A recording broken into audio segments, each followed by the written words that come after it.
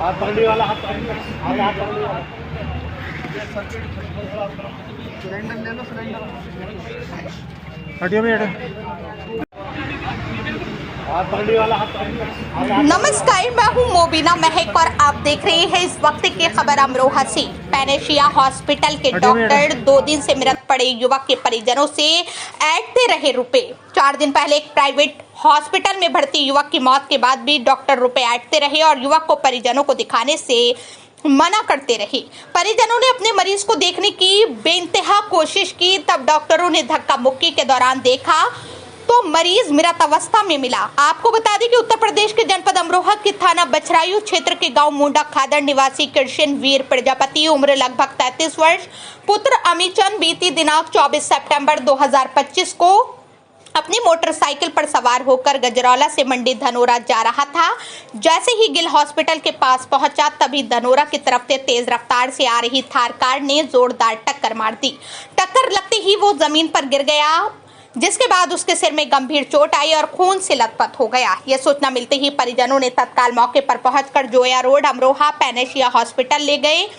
डॉक्टरों ने कृष्णवीर की हालत को देखते हुए 75,000 रुपए जमा कर ठीक हो जाने का आश्वासन देते हुए भर्ती कर लिया। परिजनों ने डॉक्टरों को अपने मरीज को दिखा देने के लिए निवेदन किया। डॉक्टरों से कहा कि हमें हमारा मरीज दिखा दो, तो डॉक्टरों ने दिखाने से मना कर दिया।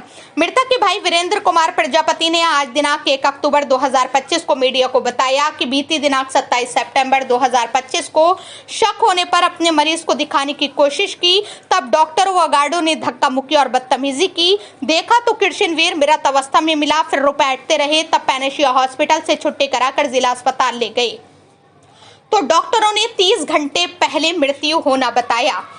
सीएमओ डॉक्टर सतपाल सिंह ने कहा है कि मामला गंभीर है, जांच कराकर उचित कार्रवाई की जाएगी। क्षेत्र में वहाँ के व्यक्ति का एक्सीडेंट हुआ था और एक्सीडेंट के दौरान यहाँ पैनेशिया हॉस्पिटल में भर्ती किया गया था उसको। तो 2 दिन तक इन डॉक्टरों ने उसको परिजनों को देखने नहीं दिया गया। अब जब उन्होंने बड़ा धक्का मुक्की के साथ उनको देखा तो उनके साथ बदतमीजी की गई डॉक्टरों के द्वारा, और जब देखा उन्होंने तो मृतक पाया गया। 2 दिन बाद मृतक पाया गया। 2 दिन बाद के मृतक पाया गया। और उनसे पैसे लेते रहते, इसमें आपका क्या कहना? शिकायत मिलने पे इसकी जांच कराएंगे, 3 डॉक्टर की टीम भेज के, और यदि कुछ भी खराब मिलेगा तो कुछ भी गलत मिलेगा तो उसके खिलाफ कार्रवाई करेंगे। ठीक है, ऐसा भी कोई प्रावधान है कि उससे जो मरीज है उसको उसके परिजनों को ना देखने दिया जाए?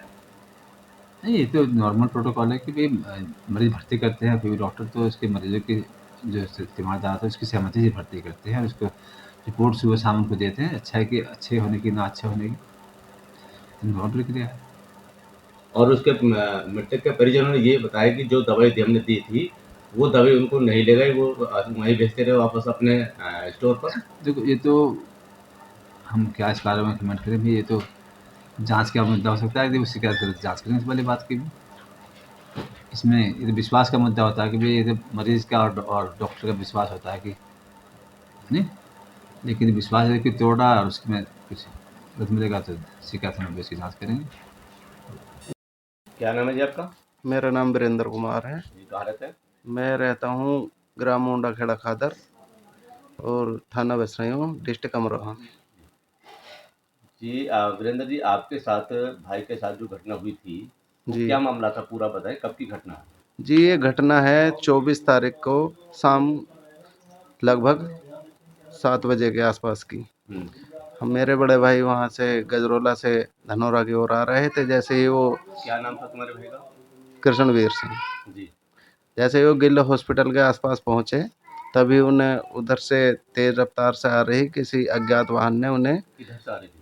धनौरा की ओर से, जी। तो अज्ञात वाहन ने उन्हें टक्कर मार दी, जिससे उनके सर पर गंभीर चोट लगने की वजह से अच्छे उपचार के लिए हम उन्हें अमरोहा के पैनेशिया हॉस्पिटल में लेके पहुँचे। और वहाँ पर जैसे हम पहुँचे, हमने उन्हें दिखाया तो डॉक्टरों ने उन्हें एडमिट कर लिया। हमने पूछा भी आप क्या कहते हैं, ये ठीक तो हो जाएंगे? फिर वो बोले हाँ ठीक हो जाएंगे, ये हमारी जिम्मेदारी है। फिर कुछ टाइम के बाद में उन्होंने हमसे क्या कहते हैं, बोले इतने पैसे जमा करो। कितने पैसे जमा किए? उन्होंने सबसे पहले जमा किए थे एंट्री फीस 9,000 रुपये। 9,000 जमा करने के बाद में फिर उन्होंने कुछ दवाई लिख कर दी, तो हमने दवाई ली 5,000 रुपये की। उन्होंने वो दवाई का ट्रीटमेंट शुरू किया, फिर बोले थोड़े टाइम के बाद क्या इनका सर में ज़्यादा चोट है। उन्होंने उसका क्या क्या बोलते हैं MRI करवाई सिर की, और फिर बोले कि इनके सिर का ऑपरेशन होगा। हम बोले जी ठीक है। बोले तुम्हें क्या कहते हैं 75,000 रुपये ऑपरेशन के जमा करने पड़ेंगे। हमने अपनी संतुष्टि के लिए उन्हें कहा चलो ठीक है, आप ऑपरेशन कीजिए, हम कर देंगे 75,000 जमा। फिर उन्होंने बोला कि इन जमा कर दिया आपने? जी 75,000 रुपये हमने जमा कर दी।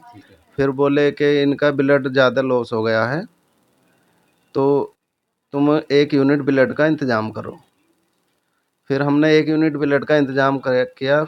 हमने 1 यूनिट ब्लड उनको दे दिया ले जा कर। फिर थोड़ी देर बाद बोले 5 यूनिट ब्लड की और ज़रूरत है, 5 यूनिट ब्लड और लेकर आओ। फिर हमने उन्हें 5 यूनिट ब्लड और दिया, यानी कि 6 यूनिट ब्लड उन्हें दे दिया। कोई नहीं, फिर उन्होंने ट्रीटमेंट चालू किया। ऑपरेशन रात को 2-2:30 बजे उन्होंने ऑपरेशन कंप्लीट कर दिया। ऑपरेशन कंप्लीट करने के लिए जो डॉक्टर आए थे, मनीष भारद्वाज, हमने उनसे पूछा कि डॉक्टर साहब क्या कंडीशन है? तो उन्होंने कहा कि चोट ज़्यादा गंभीर है, वैसे खतरे वाली कोई बात नहीं। उन्होंने हमें इस तरीके से संतुष्ट कर दिया। वो और कहा कि जो मेरा काम करने का था, मेरा काम ऑपरेशन करने का था, मैंने ऑपरेशन कर दिया। आगे ये जो जिम्मेदारी है हॉस्पिटल वालों की है। हॉस्पिटल वालों से हमने जानकारी करी। हॉस्पिटल वालों ने कहा ठीक है, आप संतुष्ट रहें, मरीज आपका बिल्कुल ठीक हो जाएगा यहाँ से। ऑपरेशन होने के अगले दिन उनकी तबीयत में जो भी था सुधार था, देखने दिया उन्होंने, जब तक उन्हें लग रहा था हॉस्पिटल वालों को।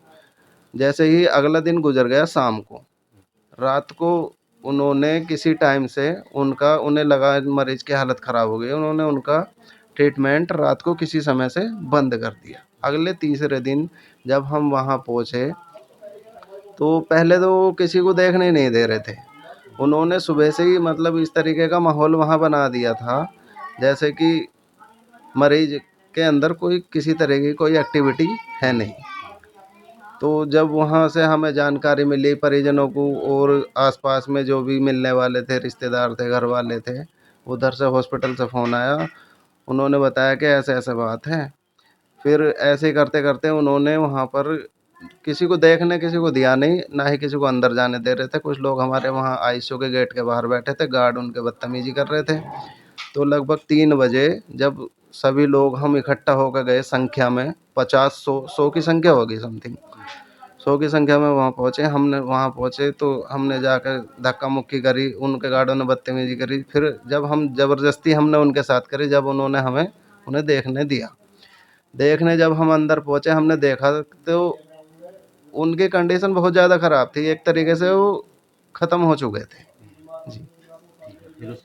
फिर उसके बाद में वो ये बात तो सुबह से ही बोल रहे थे अपने मरीज़ को कहीं भी ले जाओ, लेकिन हम अपनी संतुष्ट जब देखने नहीं दे रहे तो हम लेके कैसे आते। फिर बोले मेरे मरीज़ को कहीं भी ले जाओ।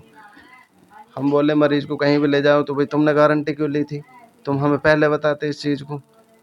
बोले इसमें हम कुछ नहीं कर सकते, ये है वो है, जहाँ तुम्हें दिखाना है कहीं भी ले जा सकते हो। तो हम बोले चलो ठीक है, हमारे मरीज़ को हम दिखा लेंगे। बोले क्या कहते हैं, हमने 2 लाख रुपए पहले उन्हें जमा कर दिए थे जब तक। तो फिर बोले क्या कहते हैं 63,000 रुपये और जमा करेंगे, तब हम तुम्हारा मरीज़ ले जाने देंगे। तो इसी बीच में उन्होंने वहाँ पर हमसे पहले पुलिस वाले भी बुला रखे थे, दरोगा जी एक संजीव कुमार, वो वहाँ पर आए हुए थे, उनके साथ 2 सिपाही भी थे। उनकी सपोर्ट से वो अंदर ही उनके डॉक्टर साहब के केबिन में बैठ के उनकी हमें पता नहीं क्या उनकी बातचीत हुई, क्या हुआ, उन्होंने पुलिस की किस तरीके से सपोर्ट ले रखी थी। उन्होंने 4 बजे हमारे मरीज़ को हॉस्पिटल से निकाला।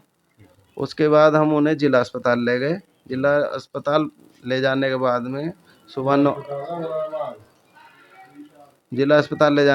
सुबह लगभग करीब 8:30-9 बजे वहाँ जब हम पहुँचे, वहाँ उन्होंने डॉक्टरों ने ईसीजी मशीन के द्वारा जो जांच की, तो उन्होंने बताया कि भाई इनकी मृत्यु लगभग 30 घंटे पहले हो चुकी है। जी, ये घटना थी। अब आप इसमें क्या चाहेंगे? भाई इसमें हम हॉस्पिटल वालों के खिलाफ कार्रवाई और अपने भाई के लिए न्याय की मांग करें।